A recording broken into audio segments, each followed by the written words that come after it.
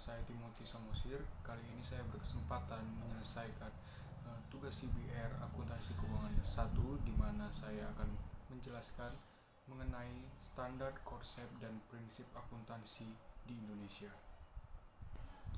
Baik, yang pertama ada standar akuntansi. Ada 4 standar akuntansi yang dipedomani Indonesia dalam menerapkan keuangan di Indonesia. Yang pertama adalah SAK, Standar Akuntansi Keuangan. Yang kedua adalah IFRS, International Financial Report Standard. Yang ketiga adalah PSAK Syariah. Dan yang keempat adalah SAP, Standar Akuntansi Pemerintah. Standar Akuntansi Keuangan atau SAK merupakan suatu prosedur acuan pembuatan laporan keuangan agar terjadi keseragaman konsep dalam penyajian laporan keuangan. Keseragaman pembuatan laporan akan memudahkan akuntan di perusahaan dalam membuat dan menjelaskan terkait laporan keuangan. Selain itu, SAK juga menjadi indikator dalam menyusun kesatuan bahasa untuk menganalisa laporan keuangan suatu perusahaan. SAK merupakan sistem yang dibuat untuk mengatur sebagian besar penyajian laporan keuangan, baik secara konsep hingga teknis pembuatannya. Di Indonesia sendiri, SAK disusun dan disahkan oleh Ikatan Akuntansi Indonesia atau IAI. Setelah disahkan, SAK kemudian disusun dalam bentuk buku yang disebut Pernyataan Standar Akuntansi Keuangan atau PSAK, sekaligus sebagai tanda diresmikannya pergantian prinsip akuntansi Indonesia menjadi SAK. Bisa dikatakan SAK merupakan inovasi standar akuntansi dari standar yang sudah ada sebelumnya. IFRS merupakan standar akuntansi internasional yang diterbitkan oleh International Accounting Standard Board atau IASB. Dalam penyusunannya, International Accounting Standards atau IAS melibatkan 4 organisasi utama dunia. IFRS dalam penerapannya, pemerintah mewajibkan beberapa lembaga untuk menggunakan sistem IFRS ini. Lembaga yang wajib menggunakan sistem IFRS menurut ketetapan pemerintah adalah perbankan, asuransi, perusahaan publik, dan BUMN. Pemerintah mewajibkan penggunaan sistem ini dengan alasan lembaga tersebut terkait langsung dengan masyarakat, sehingga penggunaan IFRS memiliki tujuan untuk memberikan informasi yang relevan bagi pengguna dalam membaca dan menganalisa laporan keuangan suatu perusahaan. PSAK atau Pernyataan Standar Akuntansi Keuangan Syariah merupakan pedoman yang dapat digunakan untuk lembaga-lembaga kebijakan syariah seperti bank syariah, pegadaian syariah, badan zakat, dan lain sebagainya. Pengembangan standar akuntansi ini dibuat berdasarkan acuan dari fatwa yang dikeluarkan oleh MUI atau Majelis Ulama Indonesia. Standar ini terdiri atas kerangka konseptual penyusunan dan pengungkapan laporan, juga standar penyajian laporan keuangan, dan standar khusus transaksi syariah seperti mudarahab dan lain-lain. Standar akuntansi pemerintah atau SAP telah ditetapkan sebagai peraturan pemerintah yang diterapkan untuk entitas pemerintah dalam menyusun laporan keuangan pemerintah pusat atau LKPP dan laporan keuangan pemerintah daerah atau LKPD. SAP dibuat untuk menjamin transparansi, partisipasi, dan akuntabilitas pengelolaan keuangan negara demi terwujudnya pemerintahan yang baik. Baik, itu tadi penjelasan mengenai 4 standar akuntansi keuangan di Indonesia. Sekarang kita lanjut ke konsep dasar akuntansi. Konsep dasar akuntansi terdiri atas 8, yaitu yang pertama memahami nilai entitas ekonomi, yang kedua konsep pengukuran uang atau money measurement concept, Yang ketiga, konsep kelangsungan usaha atau going concern. Yang keempat, konsep dua aspek akuntansi. Yang kelima, konsep periode akuntansi. Yang keenam, konsep penandingan atau matching konsep. Yang ketujuh, ada konsep upaya dan hasil atau effort dan accomplishment. Dan yang kedelapan adalah konsep cost. Maaf sebelumnya, sebelum saya membahas tentang 8 konsep akuntansi tadi, saya akan membahas pengertian konsep dasar akuntansi dan apa itu akuntansi. Konsep dasar akuntansi merupakan rumusan konsep yang berlaku secara umum agar bisa diperoleh kesatuan analisis, pandangan, dan pendapat, baik oleh penyaji informasi keuangan maupun pihak-pihak yang memerlukannya. Kemudian apa itu akuntansi? Singkat saja, di sini saya memiliki dua pengertian atau bisa dibilang kata kunci yang bisa menggambarkan apa itu akuntansi. Yang pertama, akuntansi adalah proses pencatatan, pengiktisaran, pelaporan untuk menghasilkan sebuah keputusan dalam perusahaan. Yang kedua adalah akuntansi ialah ilmu tentang seni pembukuan. Maaf sebelumnya, sebelum saya membahas tentang 8 konsep akuntansi tadi, saya akan membahas pengertian konsep dasar akuntansi dan apa itu akuntansi. Konsep dasar akuntansi merupakan rumusan konsep yang berlaku secara umum agar bisa diperoleh kesatuan analisis, pandangan, dan pendapat, baik oleh penyaji informasi keuangan maupun pihak-pihak yang memerlukannya. Kemudian apa itu akuntansi? Singkat saja, di sini saya memiliki dua pengertian atau bisa dibilang kata kunci yang bisa menggambarkan apa itu akuntansi. Yang pertama, akuntansi adalah proses pencatatan, pengiktisaran, pelaporan untuk menghasilkan sebuah keputusan dalam perusahaan. Yang kedua adalah akuntansi ialah ilmu tentang seni pembukuan. Baik, kita kembali kepada 8 konsep akuntansi keuangan tadi. Yang pertama, mari kita pahami. Di sini tertulis memahami nilai entitas ekonomi. Di sini tertulis dalam konsep ini, bisnis perusahaan sebagai suatu organisasi bisnis diperlakukan berbeda atau secara hukum terpisah dengan pemilik dari bisnis tersebut. Hal ini termasuk bahwa transaksi-transaksi dalam bisnis tersebut harus dijaga secara keseluruhannya agar terpisah dari urusan pribadi dari seorang pemiliknya. Dalam arti di sini jangan sampai aset pribadi dan aset perusahaan atau lembaga tersebut dibiarkan berbaur menjadi satu, karena pada ilmu akuntansi telah membuat perbedaan yang keras dengan menghadirkan konsep pemahaman ini, yaitu nilai entitas, agar aset pribadi dengan aset perusahaan itu tidak dibiarkan bercampur atau tidak bersatu. Yang kedua, konsep pengukuran uang atau money measurement konsep. Di sini telah tertulis bahwa konsep ini mengandung pengertian bahwa uang merupakan alat ukur umum dan paling tepat dalam aktivitas ekonomi dan menjadi dasar yang tepat pula bagi pengukuran analisis akuntansi. Yang ketiga, konsep kelangsungan usaha atau going concern.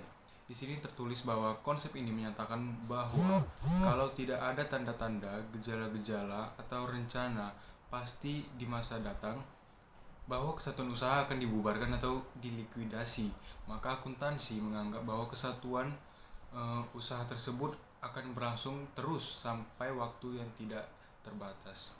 Jadi, konsep kelangsungan usaha ini diasumsikan dengan maksud bahwa perusahaan akan mampu mempertahankan kegiatan usahanya dalam jangka panjang dan tidak untuk dilikuidasi dalam jangka pendek.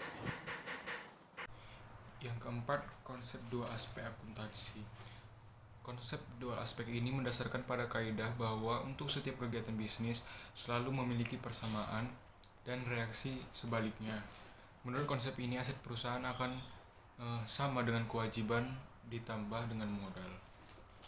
Dikutip dari Suwarjono tahun 2005, yang mengemukakan bahwa sebenarnya konsep dua aspek akuntansi ini atau sistem berpasangan merupakan turunan dari konsep kesatuan usaha. Hubungan bisnis antara manajemen dengan pemilik usaha itu mengakibatkan manajemen harus selalu mempertanggungjawabkan aset yang telah atau sedang dikelolanya serta menyajikan sumber aset tersebut. Yang kelima, konsep periode akuntansi. Sudah tertulis, konsep periode menyatakan bahwa akuntansi memperhitungkan laba dengan periode waktu sebagai takarannya dan bukan angkatan produk. Nah, implikasi dari konsep ini adalah akuntansi menentukan laba dengan menandingkan atau mengasosiasi pendapatan, periode, dan biaya yang dianggap menciptakan pendapatan untuk periode tersebut.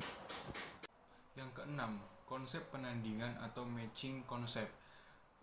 Yang dimaksud dari prinsip ini adalah dengan diakuinya beban bukan pada saat pengeluaran kas telah terjadi atau telah dibayarkan, namun diakui ketika suatu produk atau jasa secara aktual memberikan kontribusi terhadap pendapatan. Sehingga penandingan atau matching itu sendiri dilakukan untuk menentukan laba periode tersebut, sehingga pendapatan periode tersebut ditandingkan dengan biaya-biaya yang dianggap menciptakan pendapatan tersebut. Yang ketujuh, konsep upaya dan hasil atau effort dan accomplishment. Lebih lanjut dalam konsep penandingan atau matching konsep yang berimplikasi pula pada konsep upaya dan hasil dalam akuntansi, memberikan implikasi bahwa biaya adalah upaya dalam rangka memperoleh hasil yang dalam hal ini disebut pendapatan. Artinya, pendapatan sudah dapat diakui meskipun belum terrealisasi karena adanya pengeluaran dan upaya entitas dalam melakukan kegiatan produktifnya. Yang kedelapan, konsep cost. Pada dasarnya penggunaan prinsip ini karena perusahaan memiliki kepentingan untuk menentukan nilai jual dari setiap aset setiap kali perusahaan ingin menilai laba yang diperolehnya, di mana penilaian dengan cara lain akan mengakibatkan munculnya subjektivitas sehingga berdampak pada informasi keuangan yang menyimpang atau tidak sesuai. Itu tadi kedelapan konsep dasar akuntansi. Nah, sekarang kita masuk kepada siklus akuntansi atau accounting cycle.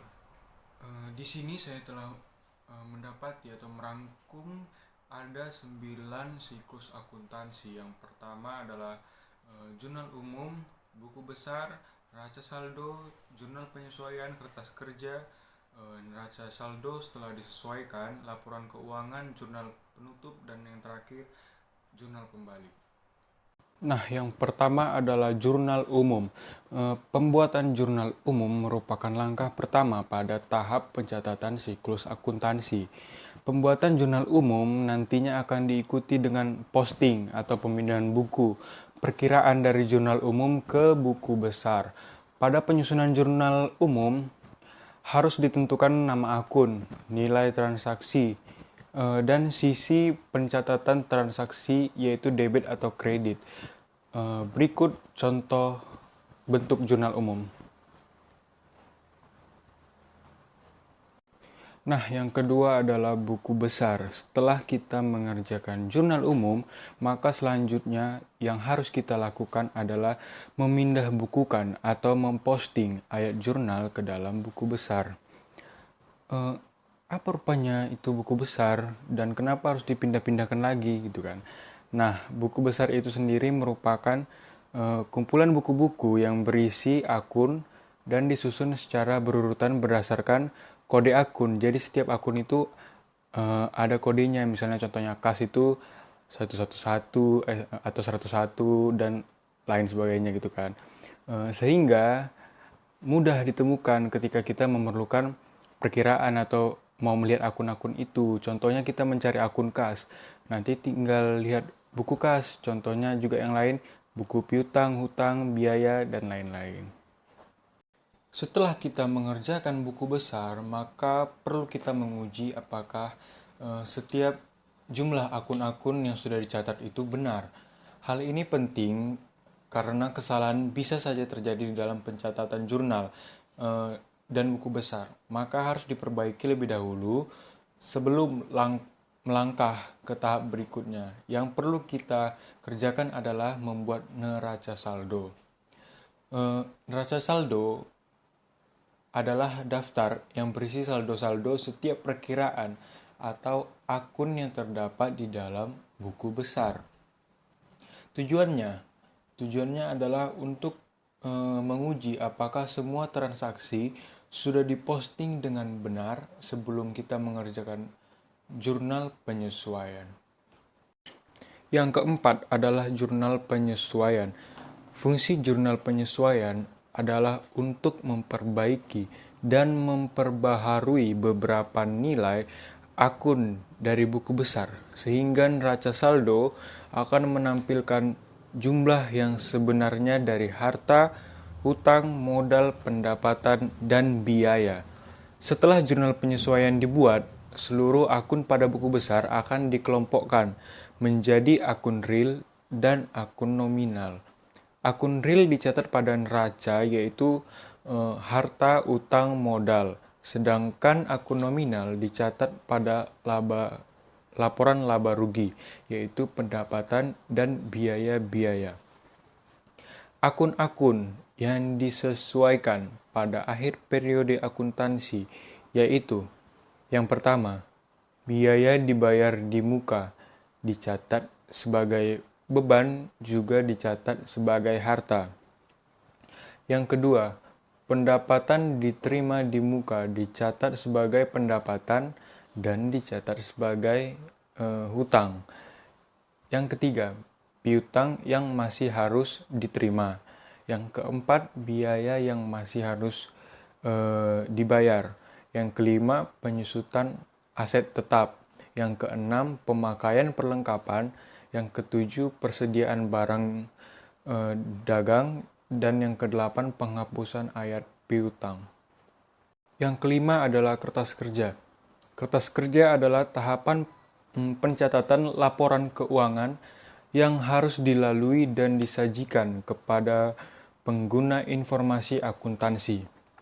Hal ini dilakukan untuk menjamin keakuratan informasi keuangan perusahaan yang tercantum di dalamnya. Proses pencatatan itu dapat lebih mudah dilakukan dengan menggunakan alat bantu yang disebut kertas kerja atau worksheet. Istilah lain dari kertas kerja itu adalah sering disebut neraca lajur. Kertas kerja terdiri dari kertas kerja 6 kolom, 8 kolom, 10 kolom, dan 12 kolom. Yang keenam adalah neraca saldo setelah disesuaikan. Neraca saldo setelah disesuaikan ialah saldo-saldo buku besar setelah disesuaikan dengan keadaan akhir tahun atau keadaan saat menyusun laporan keuangan suatu usaha. Yang telah disesuaikan adalah nilai saldo-saldo tertentu dalam neraca saldo. Yang ketujuh adalah laporan keuangan. Sebelum menyusun laporan keuangan, perlu diketahui beberapa konsep dasar akuntansi seperti yang telah kita bahas di atas tadi. Ada 4 laporan yang terdapat di dalam laporan keuangan, yaitu laporan laba rugi, laporan perubahan ekuitas atau modal, ketiga laporan neraca, dan terakhir laporan arus kas. Yang kedelapan adalah jurnal penutup. Fungsinya adalah untuk menutup atau menolkan, artinya membuat menjadi nol, yaitu saldo akun yang terdapat dalam laporan laba rugi. Ada 4 perkiraan atau beban yang akan ditutup pada jurnal penutup, yaitu akun-akun beban, akun-akun pendapatan, akun modal, dan akun prive. Nah, yang terakhir atau yang ke-9 adalah jurnal pembalik. Jurnal pembalik adalah jurnal yang dibuat dengan cara mengulangi kembali atau membalikkan jurnal yang ada di penyesuaian, yaitu akun-akun akrual dan deferral, yaitu beban dibayar kemudian, beban dibayar di muka, pendapatan yang masih harus diterima, dan pendapatan diterima di muka. Nah, demikianlah penjelasan saya mengenai standar, konsep, dan siklus akuntansi keuangan di Indonesia. Selamat pagi, sekian dan terima kasih.